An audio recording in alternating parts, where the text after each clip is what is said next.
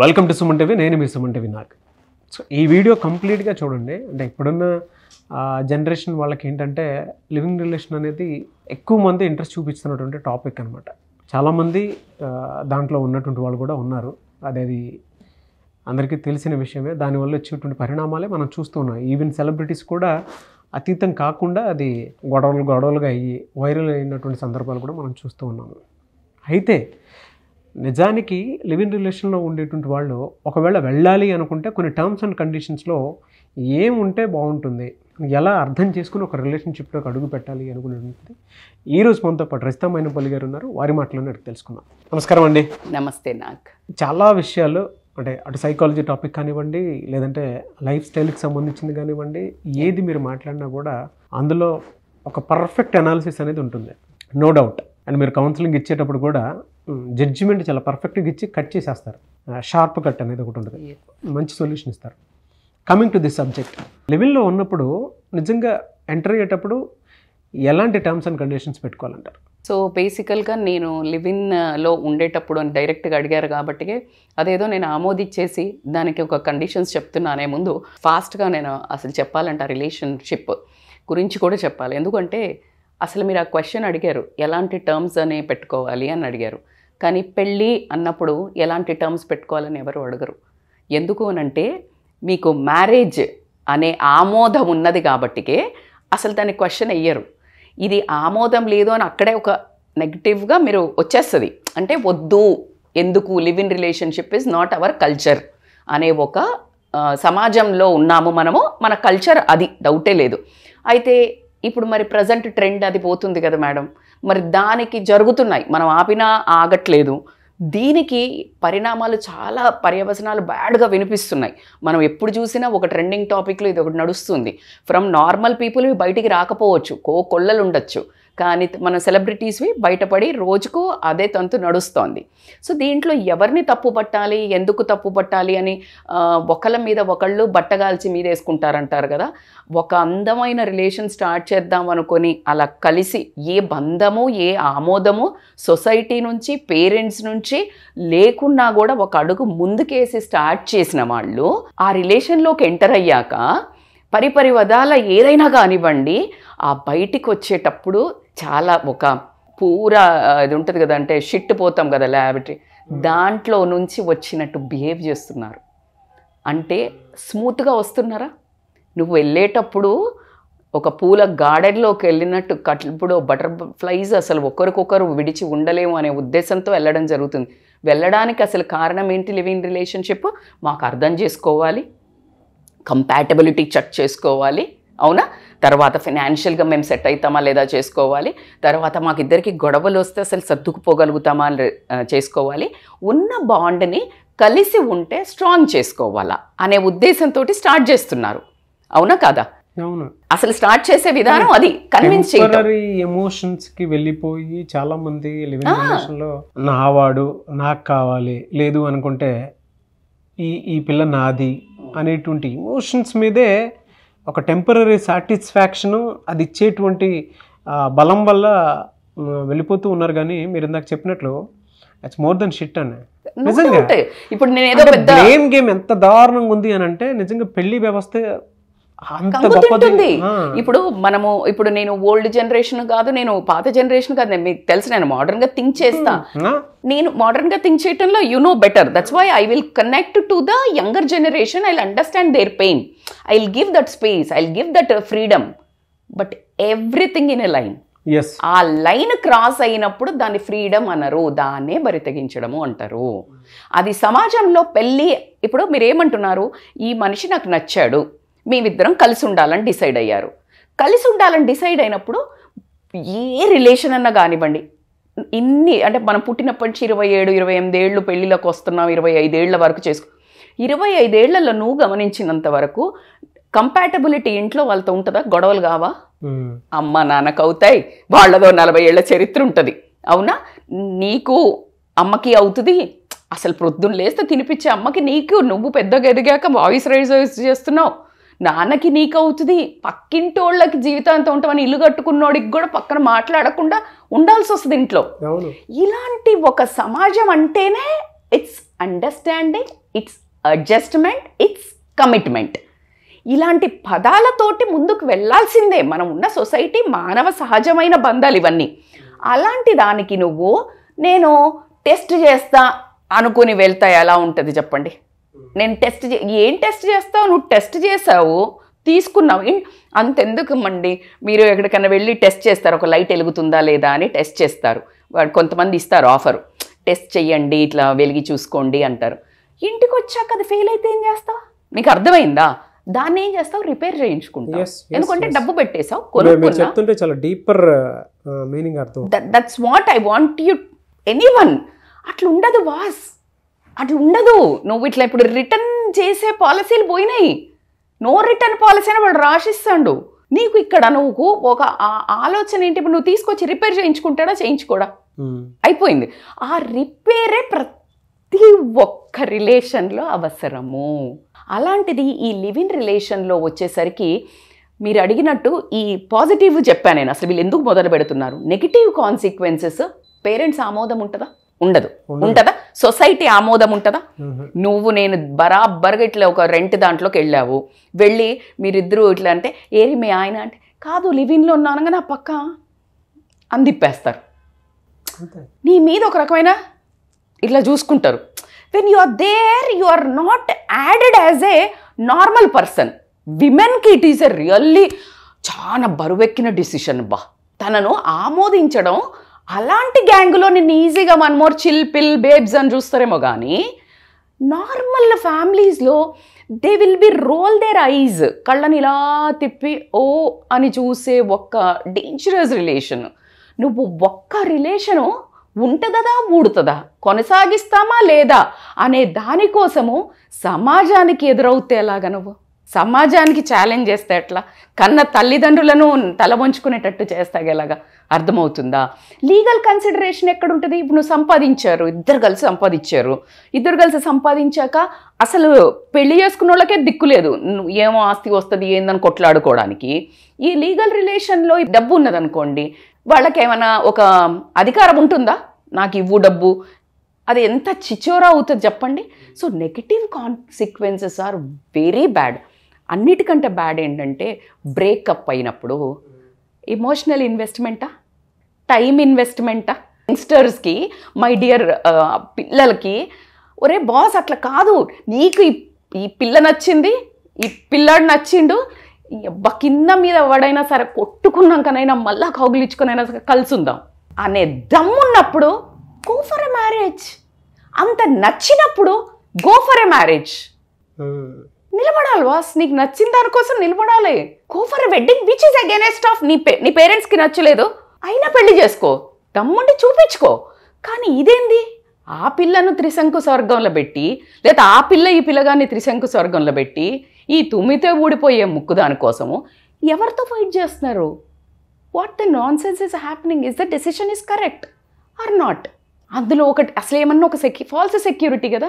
అసలు ఒక్క నిమిషం ఊహించండి. అంటే ఏమో నాకు అర్థం కావట్లేదు, ఎట్లా సక్సెస్ అవుతున్నాయి అసలు? అమ్మాయిలు ఎట్లా ఒప్పుకుంటున్నారు? అయినా నేను ఎప్పుడైతే క్వశ్చన్ వేస్తాను, అమ్మాయిలు ఎట్లా ఒప్పుకుంటున్నారు? అసలు ఒకళ్ళతో కమిట్ అవ్వాలి అంటే అతను ఉంటాడా ఊడిపోతాడా అన్నోడితో ఫ్రెండ్షిప్ చేయబుద్ధి కాదు నాకు. I can't share nearer space with them. అట్లాంటిది నువ్వు బెడ్ ఎట్లా షేర్ చేస్తావు, ఫుడ్ ఎట్లా షేర్ చేస్తావు, నువ్వు ఇల్లు ఎట్లా షేర్ చేస్తావు? I'm not liking it. అంటే it's my personal opinion. I respect everybody's own space. I can't argue, I can't give. ఇప్పుడు ఇట్లా కామన్ అంటే అసలు ఆ వర్డ్కి నా దగ్గర ఎప్పుడూ ఆన్సర్ ఉండదు. ప్రతిదానికి కామన్ అన్నాక నేను ఏం మాట్లాడలేను. But as a mother, as a responsible women, as a life coach, at least అంటే as a life coach that I will give minimum precautions అయితే ఉండాలి కదా. Exactly that I will tell. మళ్ళీ ఎందుకంటే చెప్తే వినకపోతే మళ్ళీ ఏమంటాం, వీడు టూర్కు పోతా అన్నాడు, వద్దు పోతా అని లొల్లి పెట్టి సతాయించి ఒప్పించిండ్రు మీరు ఇప్పుడు నన్ను. అంటే చెప్తున్నా ఫర్ ఎగ్జాంపుల్, చెప్పండి మేడం అని. అప్పుడు నేను అంటాను, నాన్న మంచిగా పోరా, బస్ దిగంగా నాకు ఫోన్ చేయరా, వీడియో కాల్ చేయరా, నేను ఎత్తంగానే ఎక్కురా. అమ్మాయిలకి ఏం చెప్తాం? ఇంకా ఒప్పించాక ఏం చెప్తాం? ఇప్పుడు ఏదో మంచి చెప్పాల్సిందే, నేను జాగ్రత్తలు ఇవి తీసుకోండి అని. Now I'm going to tell that things. So బేసికల్గా ఏంటంటే, సరే ఎలాగో ఇంకా నిర్ణయించుకున్నారు వద్దు అని అయితే చెప్తుంది అమ్మ. అమ్మ ఒక రెస్పాన్సిబుల్ సిటిజన్గా కాదు కూడదు వెళ్తాను చేతులు కాల్చుకుంటా అన్నప్పుడు కాల్చుకునేటప్పుడు కాస్త బర్ణాలు పట్టుకెళ్ళు, కాస్త కేర్ఫుల్గా వెళ్ళు అని చెప్పే ప్రయత్నం చేస్తున్నాను ఫ్రాంక్గా చెప్పాలంటే. ఎనీబడి అండి, నేను అమ్మాయిని గురించి చెప్పట్లే, అబ్బాయిని గురించి చెప్తున్నాను. ఇద్దరు డిసైడ్ అయ్యి వెళ్ళినప్పుడు అందులో ఎవరో ఒకరు ఇనిషియేటర్ ఉంటారు. అబ్బాయా అమ్మాయా, పెళ్ళొద్దు ఫస్ట్ లివినే చేద్దామని అనే ఎవరైతే ఇనిషియేటర్ ఉంటారో వాళ్ళ దగ్గర నుంచి the other person should take conditions. చెప్పండి మ్యామ్, కండిషన్స్. ఎందుకంటే బ్లేమ్ చేసేది వీళ్ళే కదా. నేను వద్దన్నా నన్ను రమ్మన్నాడు, లేకపోతే పెళ్లి చేసుకున్నాడు, బలవంతం చేశాడు అంటే బుజ్జి పాపలా? తల్లిదండ్రుని ఎదురొచ్చే దమ్ముంది, సొసైటీని ఎదిరించే దమ్ముంది. ఇప్పుడు సడన్గా బుజ్జిపాపల్లాగా ఎవరు చేయకూడదు. మ్యానిపులేట్ చేసింది ఈమె అని అబ్బాయి కామెడీ, నేను ఈ మధ్య వింటున్నాను, కామెడీ అనిపిస్తుంది, మొల్లులాగా మాట్లాడుతున్నారు. So it is not done. So దాంట్లో ఫస్ట్ మీరు మాట్లాడుకోవాలి. కానీ భలే కార్డు వాడేస్తారండి అసలు, నిజంగా చెప్తున్నాను. విమెన్ కార్డ్ వాడేటువంటి పరిస్థితి కూడా చాలా మందికి వచ్చేస్తుంది. ఫస్ట్ అన్నిటికీ ఎక్కడ గొడవలు వస్తాయి చెప్పు? అసలు మంచిగా ముద్దుగా మాట్లాడుకొని పెళ్లి చేసుకునే వాళ్ళ దగ్గర నుంచి మొదలు పెడితే ఏ రిలేషన్ బ్రేక్ అవ్వడానికైనా ఫస్ట్ మోస్ట్లీ వచ్చేది ఫినాన్స్. సో ఫినాన్స్ గురించి ఫస్ట్ డిస్కషన్. ఎందుకంటే ఈ డబ్బు ఉందే అసలు మంచి వాళ్ళని షేక్ చేసి వదిలేస్తుంది, అవునా? చాలా మంచిగా వాళ్ళని కూడా అల్లాడిచ్చేస్తుంది. సో కాబట్టి ఫినాన్షియల్ మ్యాటర్స్లో ఏంటి అని అంటే మనం అసలు ఇద్దరు షేర్ చేసుకుందామా, లేదు నువ్వు నాకు సపోర్ట్ ఇస్తున్నావా, నేనెంతో నువ్వంతా అన్నప్పుడు ఖచ్చితంగా షేర్స్ పెట్టాలి. ఎవరు నువ్వు సంపాదించేది నేను ఈ ఇల్లు రన్ చేయడానికి ఇద్దరము ఈక్వల్ పెట్టినప్పుడు ఇద్దరికి ఈక్వల్ వాయిస్ ఉంటుంది. లేదు అన్నప్పుడు హౌస్ హోల్డ్ రెస్పాన్సిబిలిటీస్ ఎవరు చేస్తారు?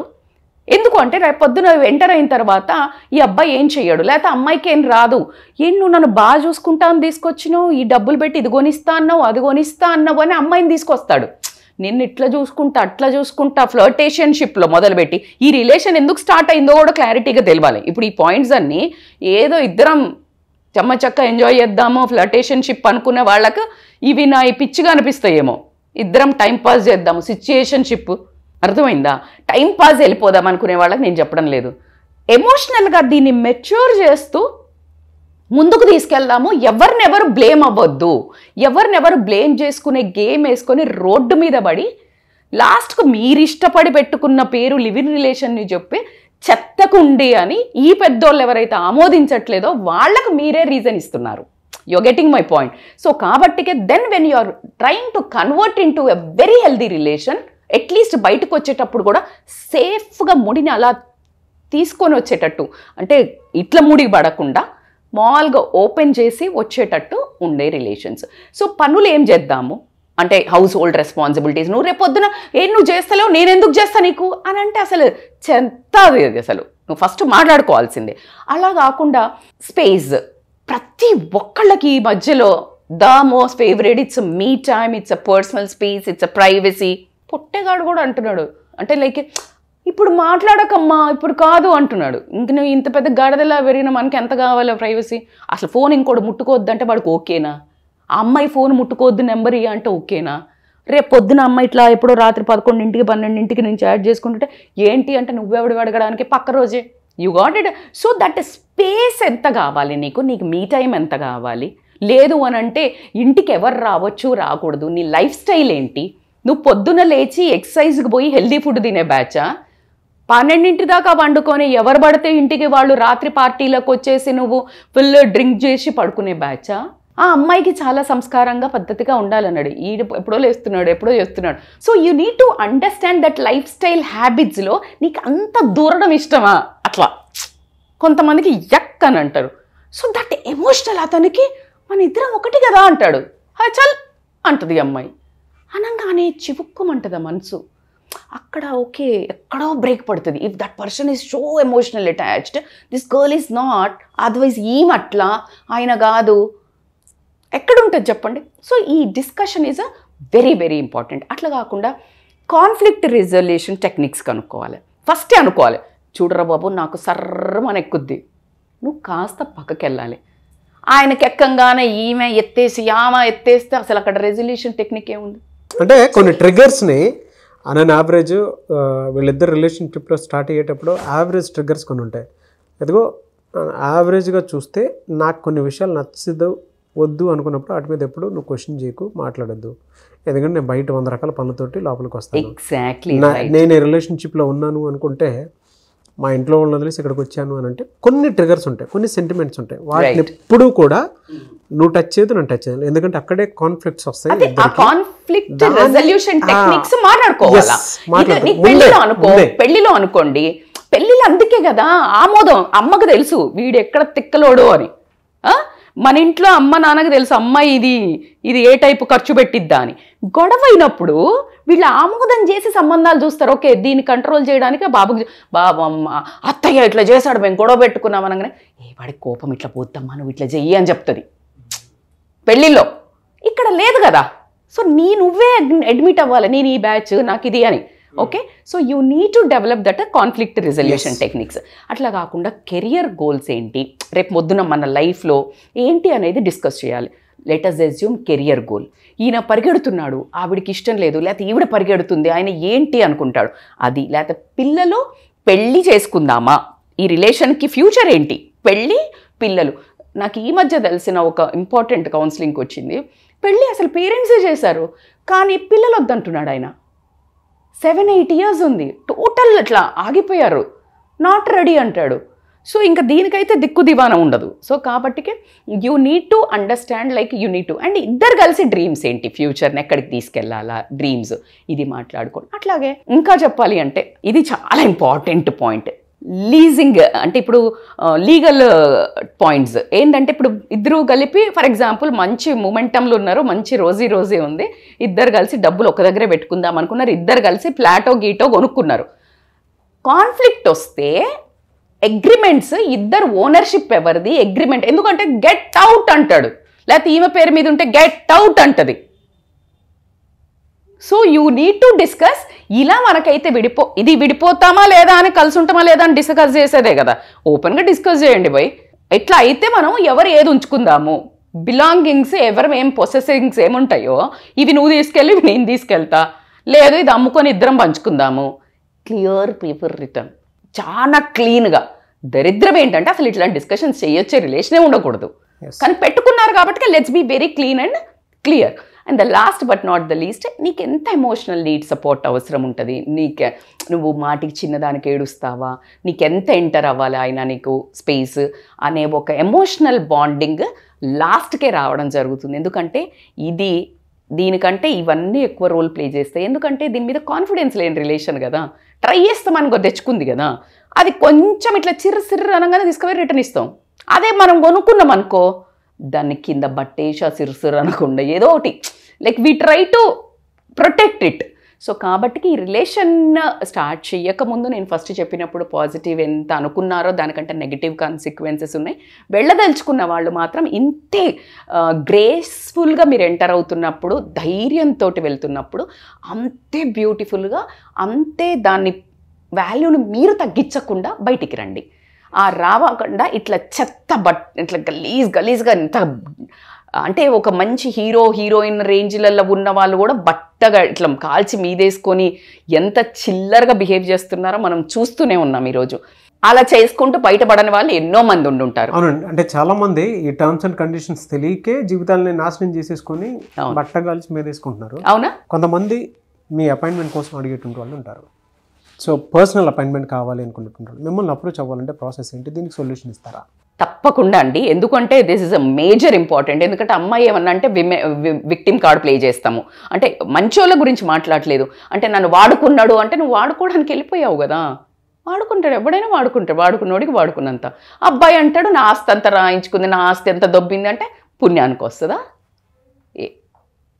నువ్వు బాధ్యత తీసుకుంటేనే ఆ అమ్మాయిని తీసుకెళ్ళాలి. నువ్వు మగాడివి కదా, నువ్వు ఏం ఎక్స్పెక్ట్ చేస్తున్నావు అనేది ఇద్దరు క్లియర్ టర్మ్స్లో ఉండండి. వాడుకుంటాడు, ఆ తర్వాత ఆ వర్డ్ వాడి నువ్వు చీప్ చేసుకోక అమ్మాయి, నీ వర్డ్ నువ్వు బ్యాడ్ చేసుకుంటున్నావు నీ పొజిషన్ని.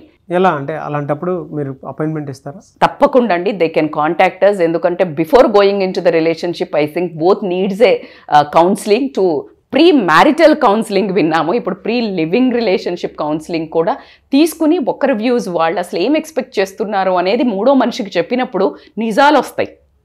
ఊరికి అక్కడ ఇద్దరం వాళ్ళు మాట్లాడుకున్నప్పుడు టైం గడవాలా, ఇప్పుడు ఇట్లా దాటిచ్చేద్దాం, లోపల పడేద్దాం అని తీసుకెళ్తారు అమ్మాయిని. అబ్బాయిని అనుకుందాం, ఈ మధ్య అది కూడా నడుస్తోంది అంటున్నారు కాబట్టి. So when you talk to a third person it will be very genuine, at least 80% genuine ఉంటుంది, భయం ఉంటుంది. సో కాబట్టి as we are again into social this thing, so ఖచ్చితంగా ఒక భయం ఉంటుంది. కాబట్టి నాకు తెలిసి అమ్మాయి అయినా అబ్బాయి అయినా ఆ స్ట్రెస్ ఉన్నప్పుడు, ఆ రిలేషన్ మీద ఒక భయం ఉన్నప్పుడు ఖచ్చితంగా they can come to us, we will help to strengthen their relation. అది మ్యారేజ్ వైపుకు తీసుకువెళ్ళే ఉద్దేశంగా మనం ఖచ్చితంగా కౌన్సిలింగ్ చేయాలి. డెఫినెట్గా అండి. Thank you so much, detailed explanation అన్న. Thank no you. Doubt. Thank you so much రస్తా మేనపల్లి గారు. Thank you so much.